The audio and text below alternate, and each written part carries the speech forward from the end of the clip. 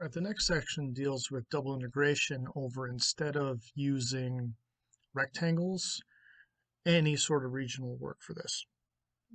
So there's two different types. We're going to take some sort of region, and that region could be a rectangle, but it could be really anything. So some sort of region in the XY plane.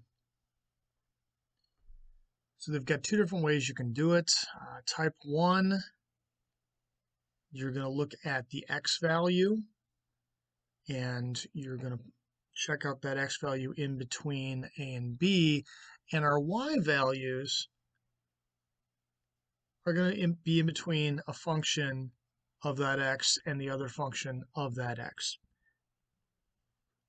For the type 2 version, it's going to be very similar. Again, instead of using X, you're going to put Y between two values and evaluate the function with respect to Y will be your X. So type 1 is pretty much just what you would do in normal calculus, where you're looking at X is some value between A and B, and your function of X are your Y's, and you're evaluating it that way. The type 2, you would do same thing, only your Y in essence would be flip-flop with your X. So the vertical axis would be your AB, or in this case CD values that you're going to look at, and the function would be X, which would be some sort of function of Y. They've got some pictures below.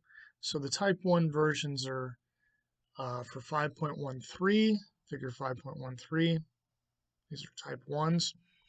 So think of this as the XY plane. That's not hard to see. Clearly we've got a Cartesian plane graphed there. And you've got the X values can go between an A and a B. And your function Y is going to be using two different functions of X. So you've got G1 of X and G2 of X. That makes up your area.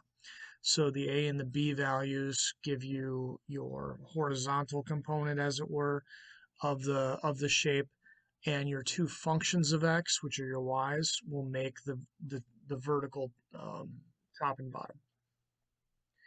Now, in that first one that I've got highlighted there, it looks like that's kind of a rectangle anyway. I mean, it's a bendy rectangle, but not a big deal. But the next two don't look anything resembling it. In fact, this second one looks kind of like a piano. But either way, you go between an A and a B, and you've got two different functions that are going to meet at that A and B. So we've got a G1 function and a G2 function, and the G1 has to be less than or equal to the G2. Now doing it the other way, and you've surely done something like this in regular calculus as well. You can integrate with respect to X being the function of Y. This is how you do it. So instead of going from left to right, you're going to go from bottom to top. There's the C value to the D value. And here our H1 of Y has to be less than or equal to our H2 of Y. So that's how you're going to do it. We'll in the next video, I'll show you how to actually compute the integrals.